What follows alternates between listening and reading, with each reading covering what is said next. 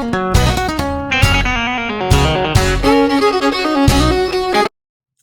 everybody.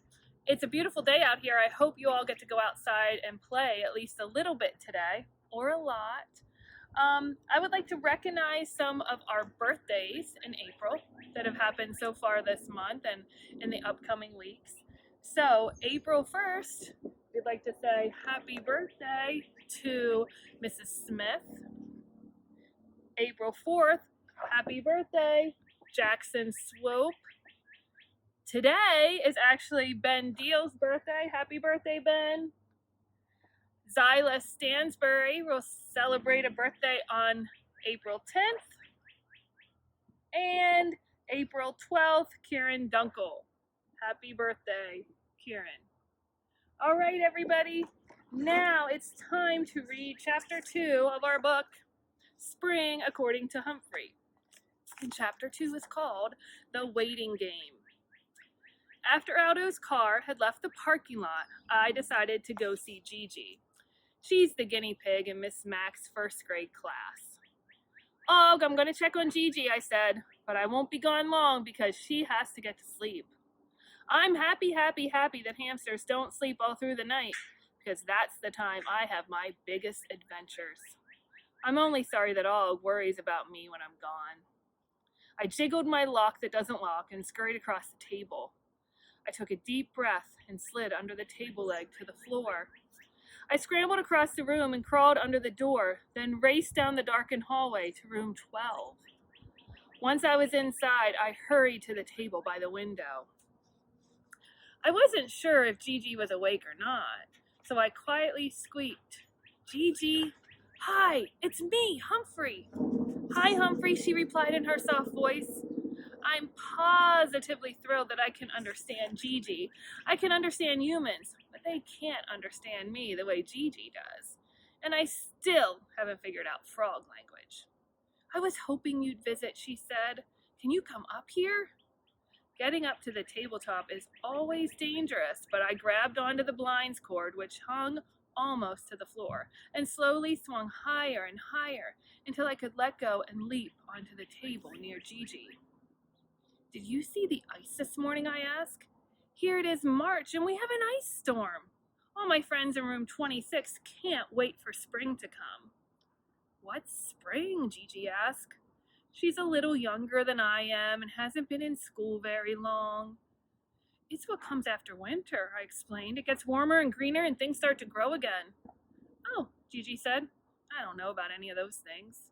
"You will," I assured her. "Just pay attention in class. Miss Mack is a great teacher." "I know," Gigi said. "I love Miss Mack." I love Miss Mack too, even though she broke my heart once and moved away. Luckily, she came back. She's not my teacher anymore, but she still visits me sometimes. Gigi suddenly yawned.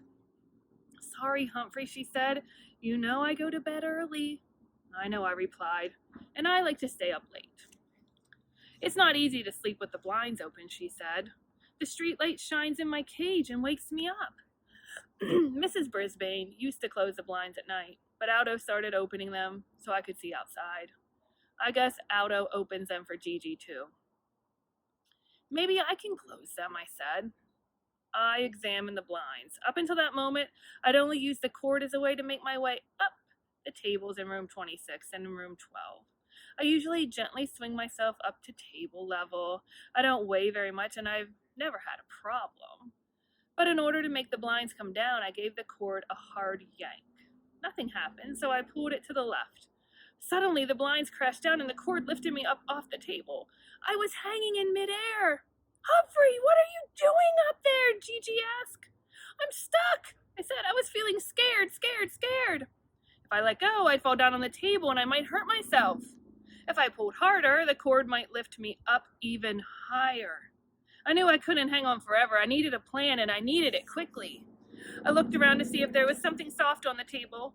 There were stacks of papers and a few books, as well as Gigi's guinea pig food.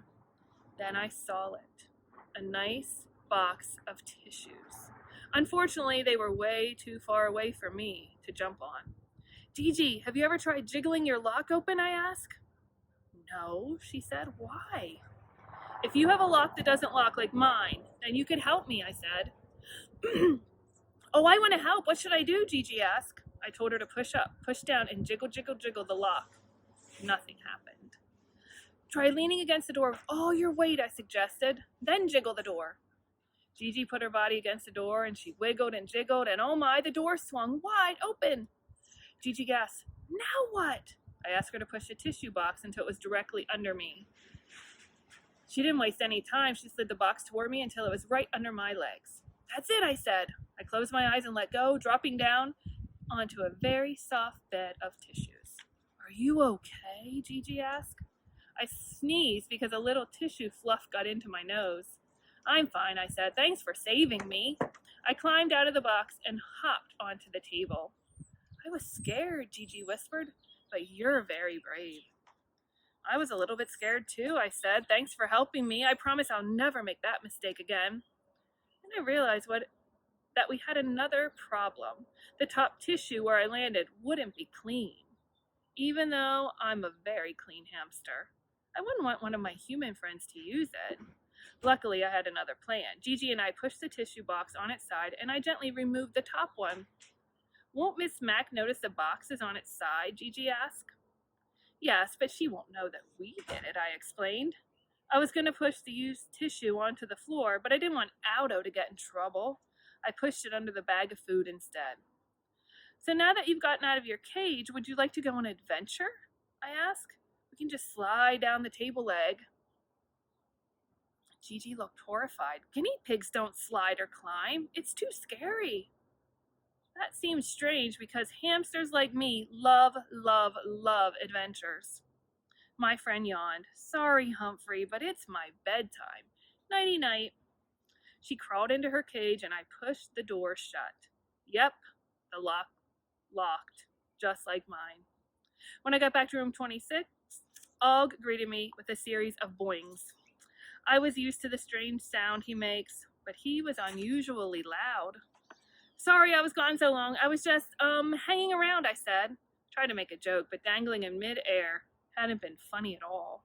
I never looked at the blinds cord the same way again. Later, I got out my little notebook to write about my fur-raising experience. I loved writing by the warm glow of the streetlight.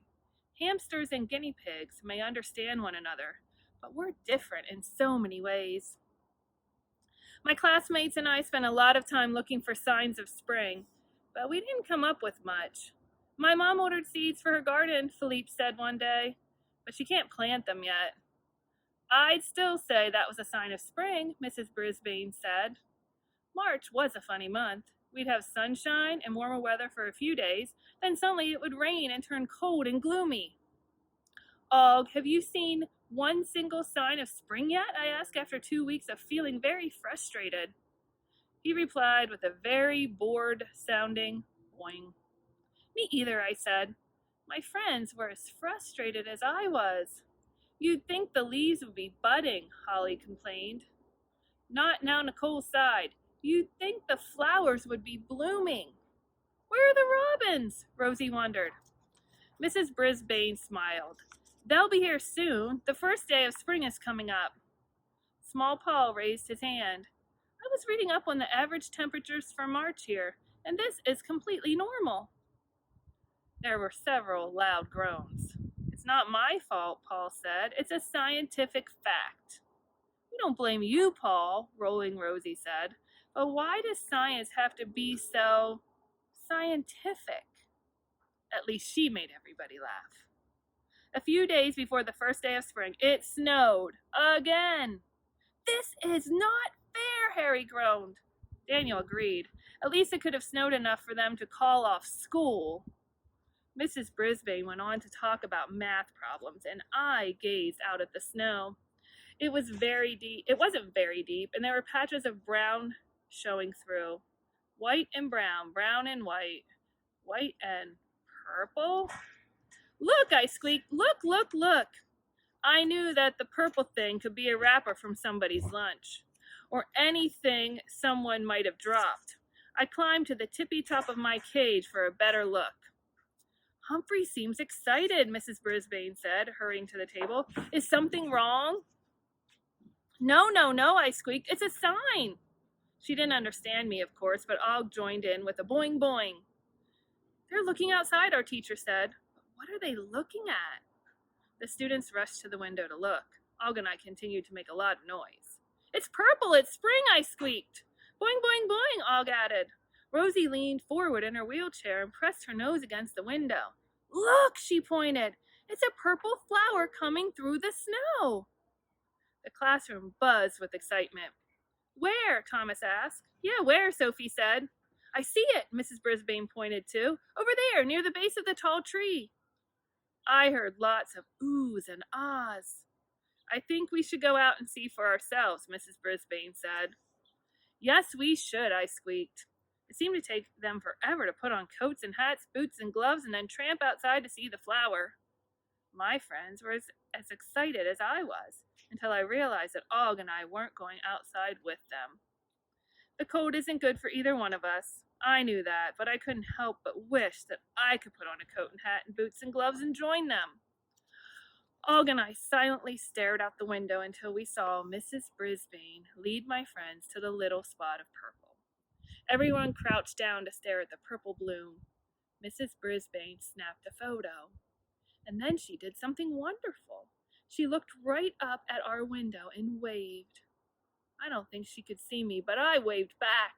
Boing! Og twanged. Boing, boing! I love, love, love Mrs. Brisbane. And at that moment, I knew she loved, loved, loved me back. And Og too, of course. When my friends returned to room 26, their cheeks were rosy and their eyes sparkled with excitement. What did you call that flower, Mrs. Brisbane? Tell the truth, Thomas asked. I believe it was a crocus, she said. Let's look it up. Once the gloves and hats and boots and scarves were off, Mrs. Brisbane opened a big book and turned page after page. Here, she said, what do you think? My friends all leaned in around her desk where she had opened the book.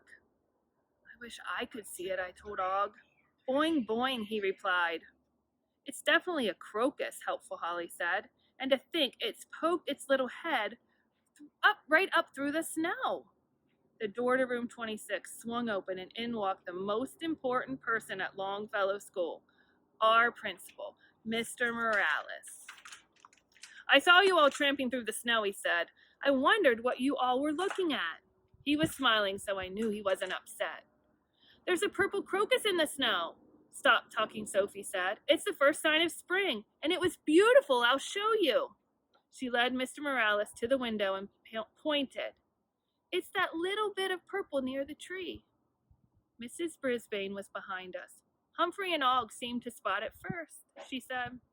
Because they are very wise and observant, Mr. Morales said. Thank you, I squeaked. Boing, Og said.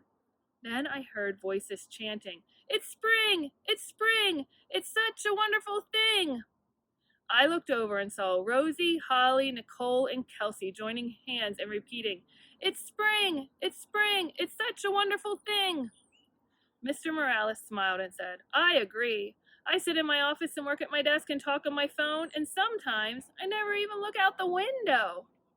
Thank you for showing me a wonderful thing. It's funny how a little purple flower in the snow can make people so happy. Hamsters and frogs, too. After Mr. Morales left, my classmates started writing about the first sign of spring. Mrs. Brisbane wrote crocus on the chalkboard. She also passed around purple crayons for my friends to share. They were very, very, very quiet until they left for lunch. While they were gone, I took out my notebook. I didn't have a purple crayon, but I think I did a pretty good job of drawing a crocus without one. Humphrey's spring things.